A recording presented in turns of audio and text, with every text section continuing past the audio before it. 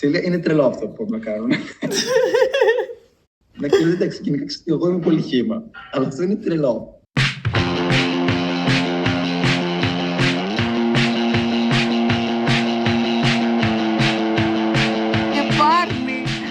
Χωρίς κεφάλι. Δεν πάμε. Εγώ δεν ανεβαίνω. Ξεκινήσαμε για Τενερίφη χωρίς την παραμικρή προετοιμασία. Κλείσαμε αεροπορικά 2 εβδομάδες πριν φύγουμε και το μόνο που ξέραμε ήταν πως θέλαμε να ανεβούμε το Τέιδε, το ψηλότερο βουνό της Ισπανίας και παράλληλα το 3ο ψηλότερο ηφαίστειο του κόσμου. Είναι πάρα πολύ καλή πτήση. Νομίζω είναι η πιο παιδική πτήση στην οποία έχω έρθει. Έκανε συνέχεια τροφές.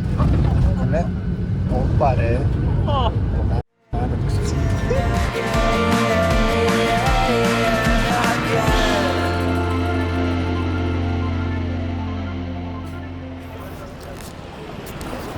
Είμαστε επισήμως Τενερίφη.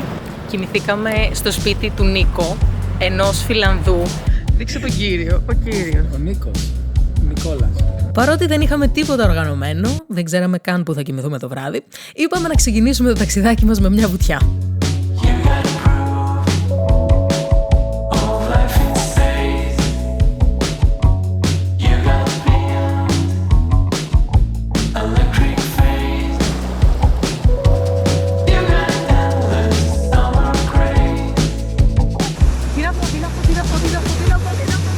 Είμαστε οι ακτιβίστριες. Εντάξει.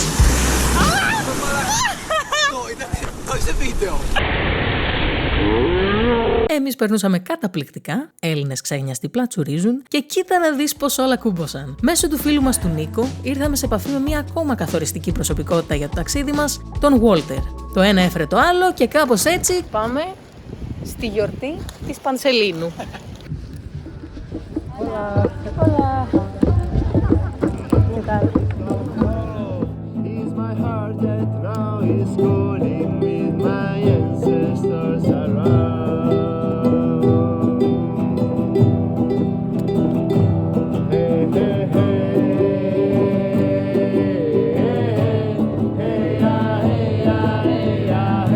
Για να απαντήσω τυχούσες απορίες, αυτή ήταν μία από εκείνες τις μαζόξεις, τις κλασικές, που γιορτάζεις, ξέρεις, το φεγγάρι.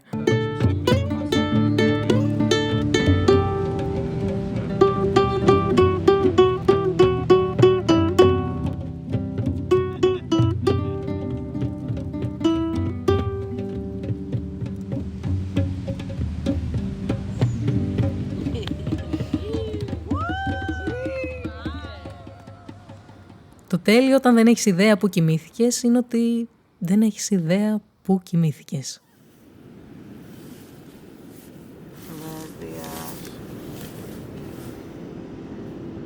Πανέμορφο.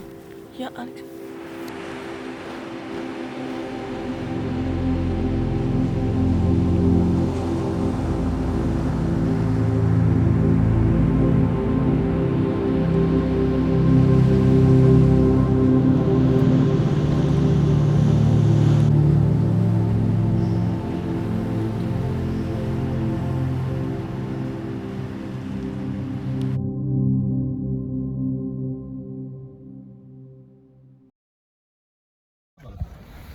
Είναι σαν πύραυλος.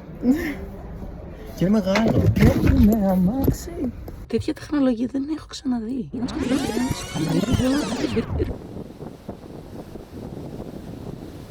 Γενικώς σε αυτό το ταξίδι κάναμε ένα βήμα πίσω. Δεν είχαμε οργανώσει τίποτα, δεν είχαμε κλείσει διαμονή, μπλα μπλα μπλα, δεν είχαμε κάνει κάποιο πρόγραμμα, οπότε βασική μας μέριμνα ήταν να λύσουμε τα βιοποριστικά μας προβλήματα. Προβλήματα όπως στέγαση, μετακίνηση, συλλογή τροφής, ανάγκες υγιεινής κτλ. Και όλες μας τις ανάγκες κάλυψε ένα μαύρο Opel Corsa. Δες το σκυλί, να το.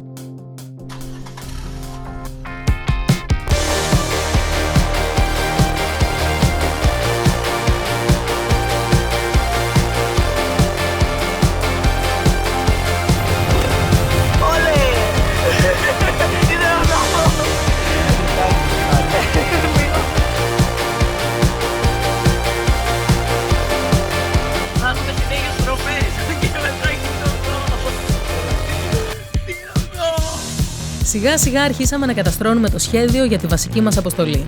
Τότε είδε. Το πλάνο μας ήταν να ξεκινήσουμε βράδυ, ώστε να προλάβουμε την Ανατολή στην κορυφή. Και πάνω που ξεκινήσαμε να ανεβαίνουμε, ξεκινήσαμε να κατεβαίνουμε, γιατί εγώ ένιωθα ενεργά άρρωστη. Γιατί άραγε, αναρωτιέμαι γιατί. Οπότε γυρίσαμε πίσω για να ξεκουραστούμε και να ξαναπροσπαθήσουμε την επόμενη μέρα.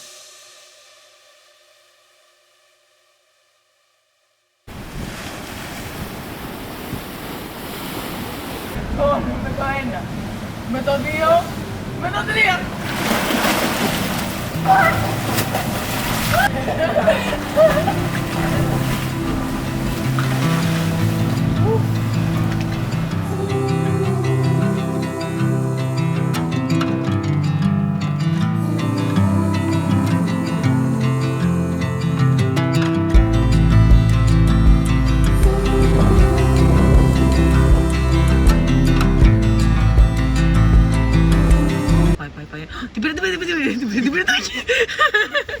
Ξυπνώντας και σήμερα μέσα στο αμάξι, σκεφτήκαμε ότι θα ήταν σκόπιμο, όχι απαραίτητο, αλλά ωραίο, να κοιμηθούμε σε νορμάλ κρεβάτι πριν την ανάβαση στα 3.718 μέτρα και μη έχοντας το budget για αυτό. Κάπου εδώ επανεμφανίζεται ο Walter, ο οποίος πρότεινε να μας φιλοξενήσει στη vegan αυτοδιαχειριζόμενη φάρμα του.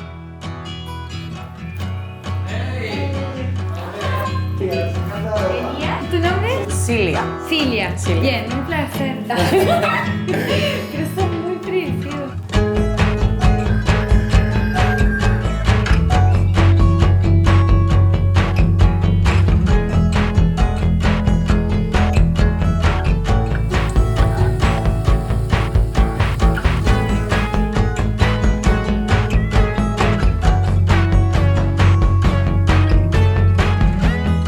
Μετά την ξενάγηση και το φαγητό, πέσαμε ξεροί για ύπνο.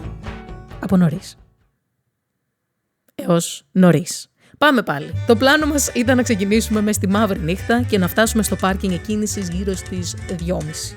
Ξεκινήσαμε από εκεί στις 3, γιατί πάντα να φτιάξω το πράγμα. Η ανάβαση παίρνει κατά μέσο όρο 5 με 6 ώρες, σύντομα ξημερώνει, αν κάνετε τα μαθηματικά, οριακά βγαίνουν τα κουκιά. Στην αρχή το μονοπάτι ήταν ένας διάπλατος χωματόδρομος, με πολύ ψύχρεμη κλίση.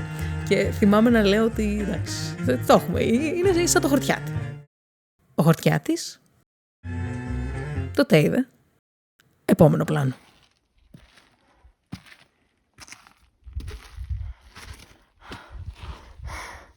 Αρχικά δεν υπάρχει τίποτα το κολακευτικό ή επικό στα βίντεο που έχω από τότε είδε.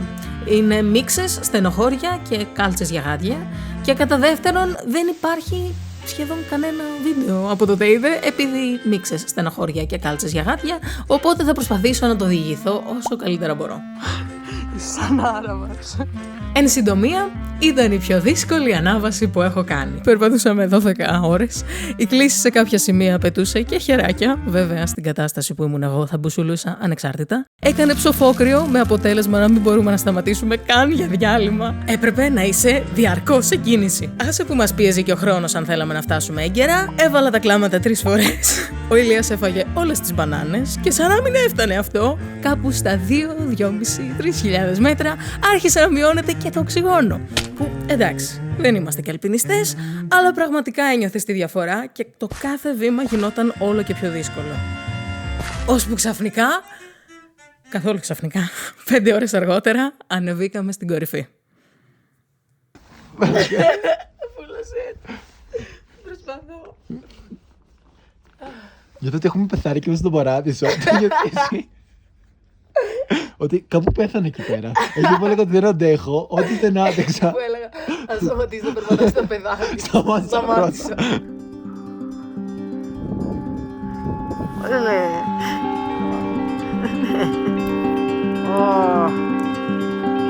Προλάβαμε στο τσακ και είδαμε από κοντά ένα απίστευτο φαινόμενο, όπου το βουνό έριχνε τη σκιά του πάνω στα σύννεφα.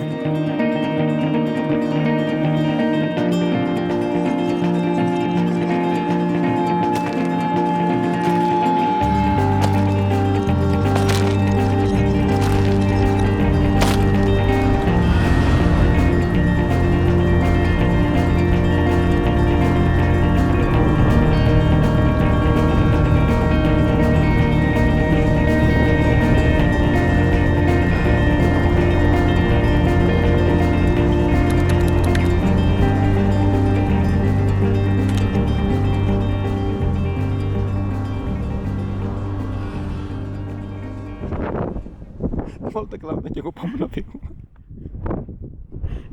Κρυώνω. Θέλω να φύγω. Δεν μου αρέσει. Και εκεί που λέγαμε πως επιτέλους θα ξεκουραστούμε και πως δεν έχουμε ενέργεια να κάνουμε βήμα, τώρα για λόγους που δεν μπορώ να συμπεριλάβω σε αυτό το βίντεο, ας πούμε ότι κατεβήγαμε μέσα σε 20 λεπτά το μισό βουνό, τρέχοντας, κουτρουβαλώντας, κοντάφτοντας. Did you see a guy running through here? No. Interesting. Okay. Ας πούμε ότι κατεβήκαμε το βουνό πάρα πολύ γρήγορα. Πάρα πολύ γρήγορα. Πιο γρήγορα από ό,τι μπορώ να το πω. Περνάτε καλά, αυτό. Περνάμε τέλεια.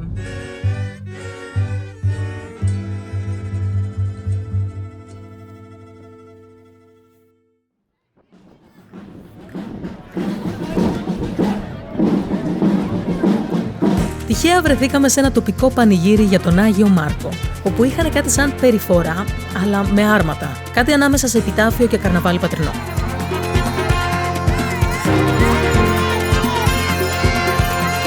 Επίσης από τα άρματα πετούσαν τζάμπα φαγητών, τύπου βραστά αυγά, σακουλάκια με popcorn, σάντουιτς, πανσέτες, κρασί. Το κρασί δεν το πετούσαν.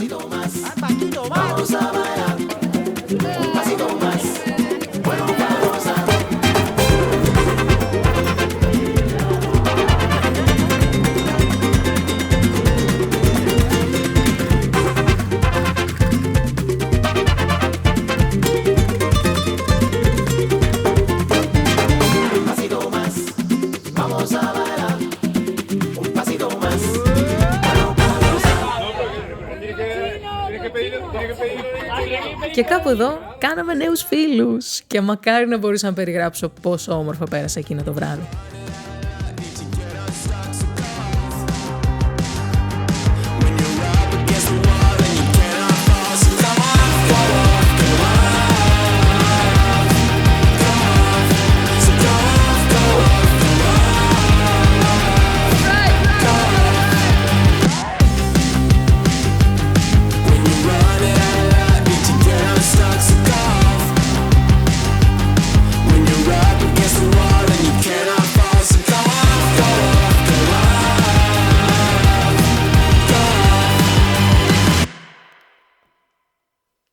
Μας φιλοξένησαν κιόλας.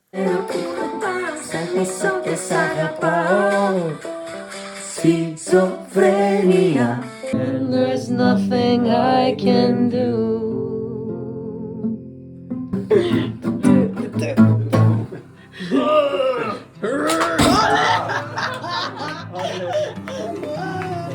Η κάθε μέρα ήταν κάπως καλύτερη από την προηγούμενη. Εγώ πλέον είχα παραδοθεί πλήρως στην ροή των πραγμάτων και στο σύμπαν, γιατί τι γινότανε καν, ο κακός χαμός. Λοιπόν, σε μια εβδομάδα, ένας απολογισμός. Μέρη που έχουμε κοιμηθεί, ποιοι μας τάισαν, ευχαριστούμε τους.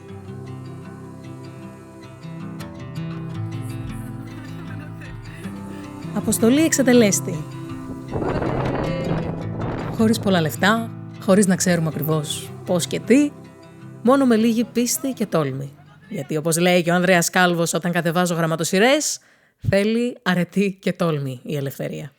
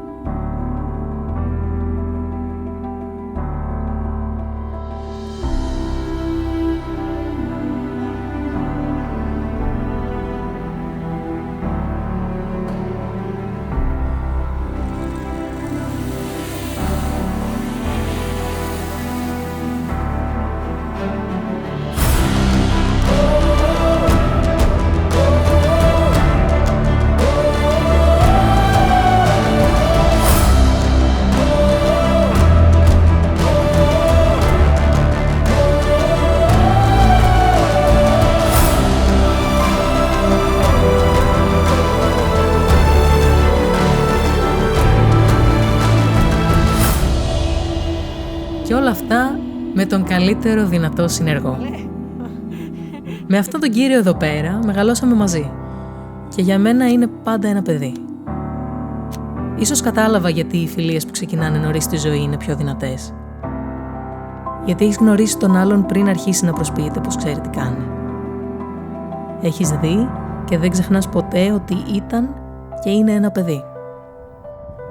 Όπως ήσουν, είσαι και θα είσαι κι εσύ. Άντε, και του χρόνου στα Ζόρες. Πού?